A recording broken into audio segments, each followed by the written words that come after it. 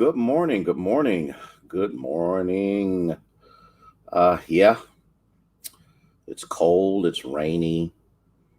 It's just what many would consider to be an overwhelmingly miserable day, but this is still a good day. The day the Lord has made, and we shall rejoice and be glad in it. I know it's the weekend. I know it's Saturday.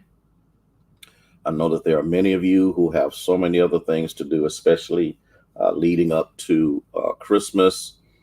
Many of you are trying to find that special gift, that little something that will put a smile on someone's face that you love and appreciate. So I understand clearly that time is precious, especially if you're those. What's up, Doe? How are you? Cecile, how you doing? Especially if you're one of those, as I used to be, one of those last minute people, and I don't do any of that anymore. I usually get everything out of the way ahead of time. Denise, how are you? And what I normally do is I do all of my shopping online before the pandemic got started. Keisha, how are you? Tell Billy I said hello. Debbie, how are you? Um, and all of that good stuff. Keisha, are you going to be in church Sunday? Um, just kind of let me know, okay? Erica, how are you? Okay, let Larry know we're praying for him that he gets better. We don't want him to be sick. Good morning, Carolyn. Sylvia, how are you? Jemison, good to see you this morning. Good, good. Tell Isaiah I said hello. And I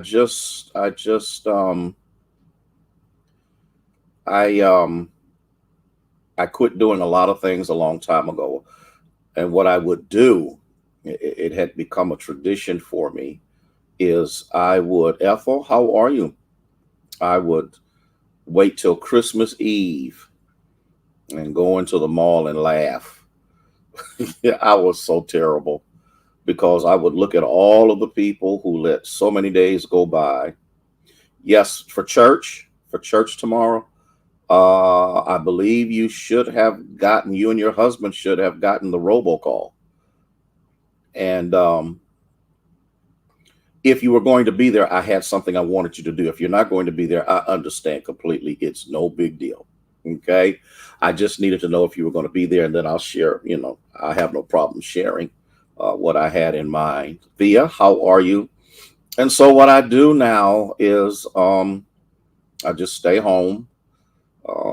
Not because of the pandemic. I just stay home. I've done that for the past few years and just enjoy a very peaceful and quiet time due to the fact that I don't like being bothered with the hustle, the bustle. I don't like parking in Mississippi to walk to Ohio to get into the stores, and I guess that's a male age thing. And so that's kind of hey, Katrina, how are you? And so I'm fine. Everything comes, they deliver it. It's free, and all I got to do is wrap it up, and it makes it so much easier, so much easier. Okay, and I understand people need a job. Well, you can go work for Amazon or FedEx or UPS or the post office.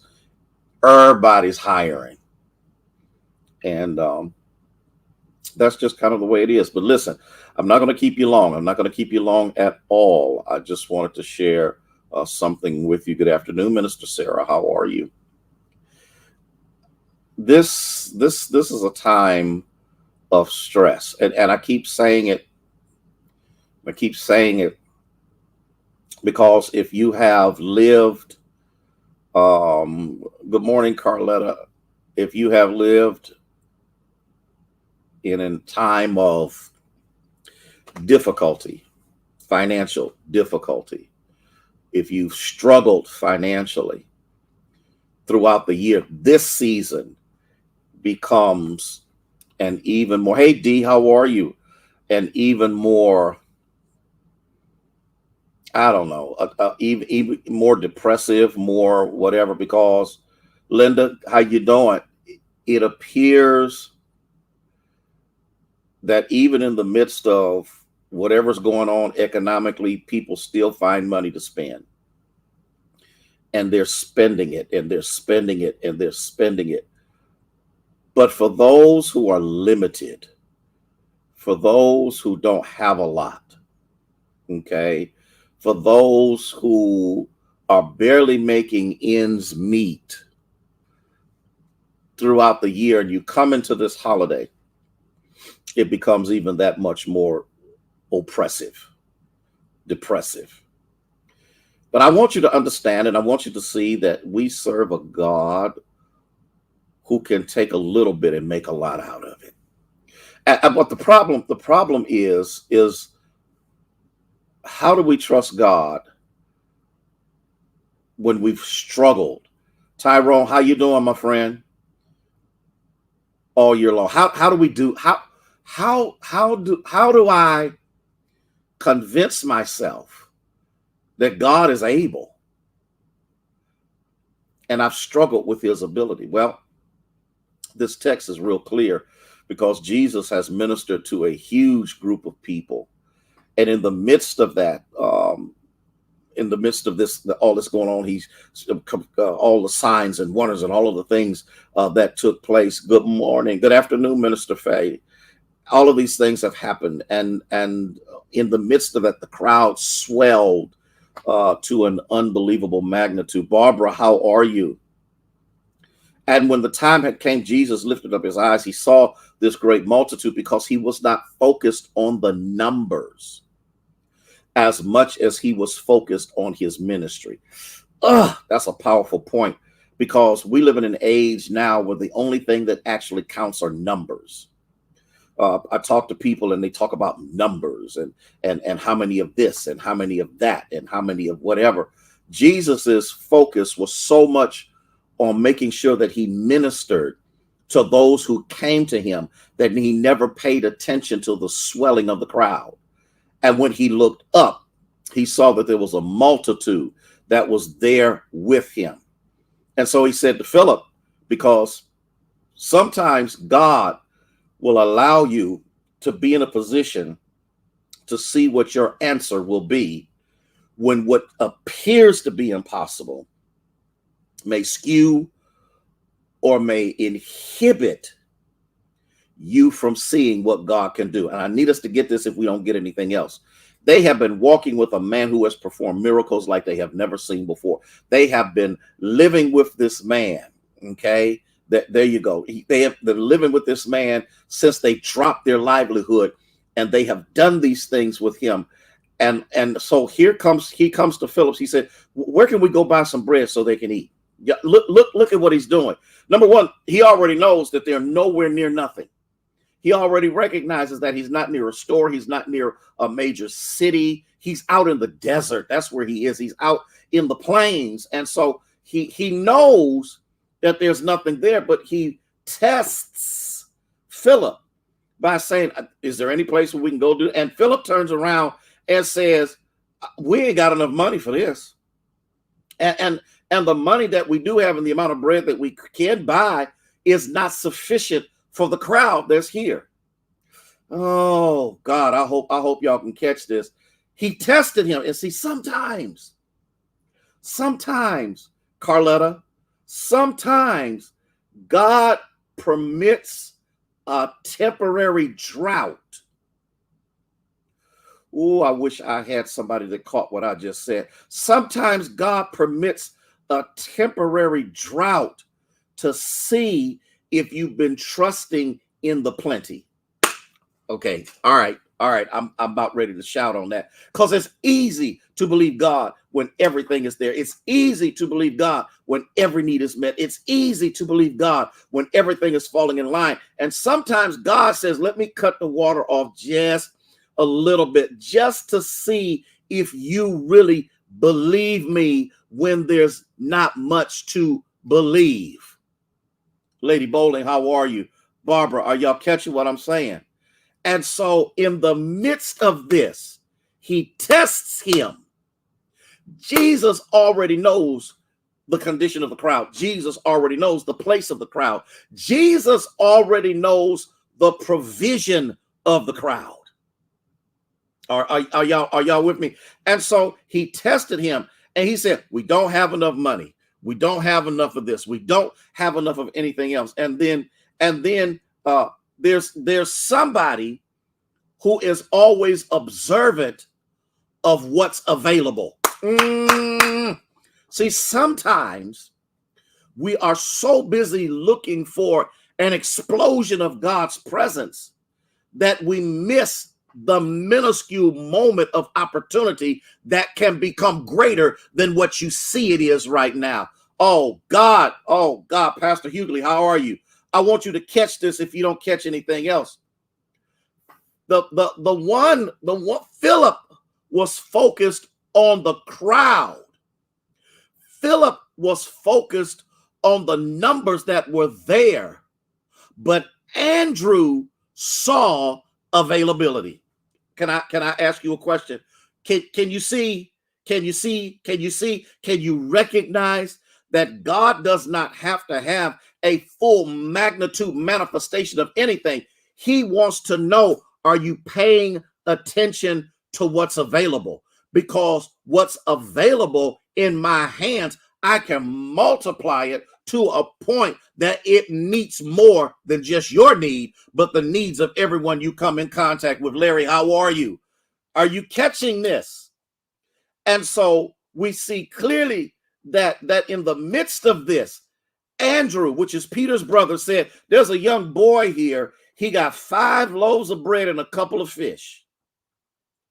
But even though I see what he has, it's still not enough. Okay, it's still not enough to feed what I see. But I do see something because there's a presence of provision. It's just not enough. Okay, all right, hold on.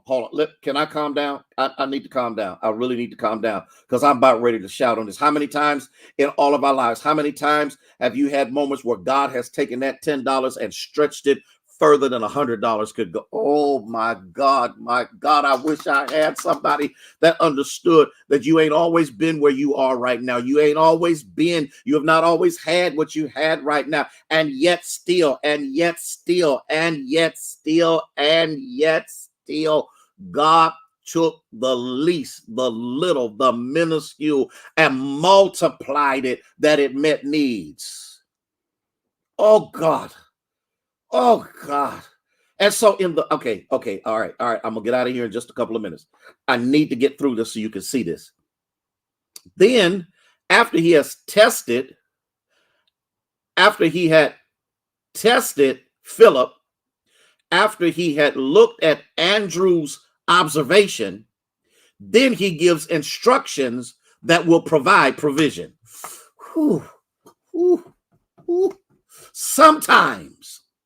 Sometimes God needs you, even in the midst of a depleted moment, to still follow him and still obey him. Guess what he says? He tells them, tell the folk to sit down. Tell them to sit down in the grass. And when they did the calculation, there were over 5,000 men, not counting the women and the children. Let's do it like this. There was a minimum of 15 to 20,000 people that had sat down in anticipation of what God will do.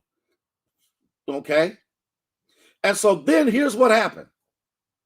God takes the observation of Andrew and shows not just Andrew, but the rest of the disciples what God is able to do with what you don't think he can do it with. Here was 5 loaves and 2 fish.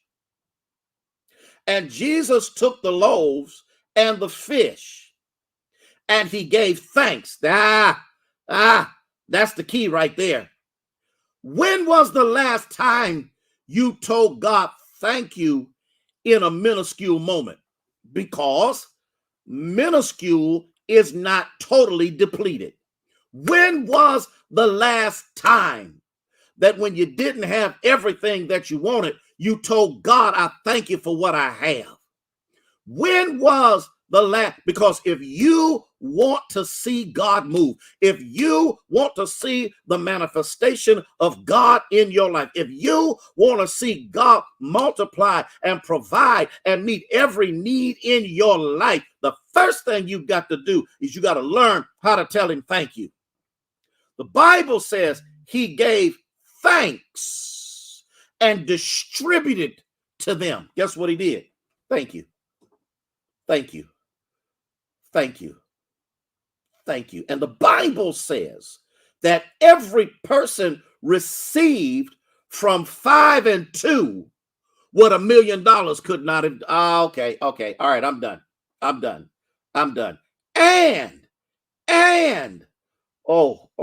And when they got done, there was an overflow for the next time. They took up 12 back because the text says, you got to look at the text. He distributed to the disciples, and the disciples gave it to those that sat down. Nobody was in want. Everybody was filled, and they wasted nothing.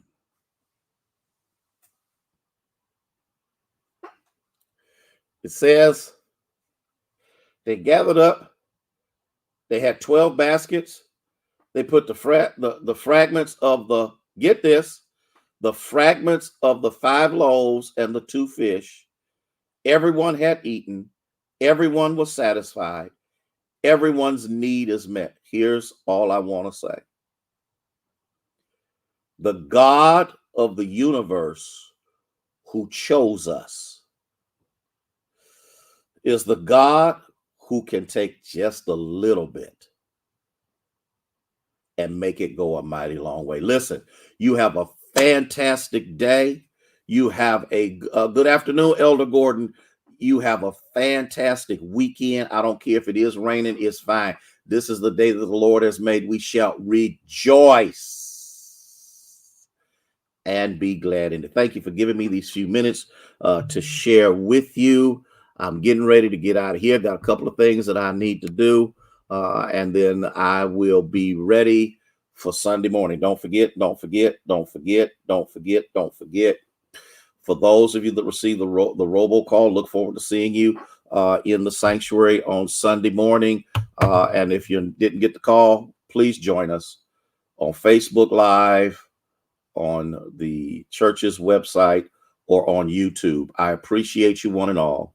May God bless you. Hey, Pee Wee, how are you? May God bless you and may he keep you is our prayer.